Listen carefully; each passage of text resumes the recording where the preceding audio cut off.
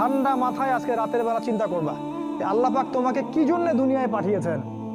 একটু চিন্তা করবা, 1 মিনিট একটু চিন্তা করবা যে তুমি পৃথিবীতে নাই, তুমি পৃথিবীতে নাই, তুমি মারা গেছো। চিন্তা করবা তুমি মারা গেছো।